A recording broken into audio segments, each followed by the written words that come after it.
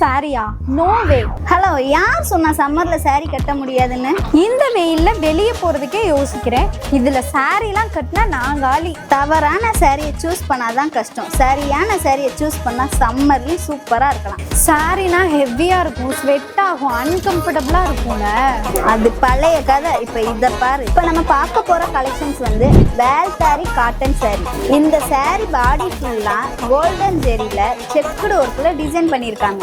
இந்த சாரியில கலர்ஸும் அவைலபிளா இருக்கு.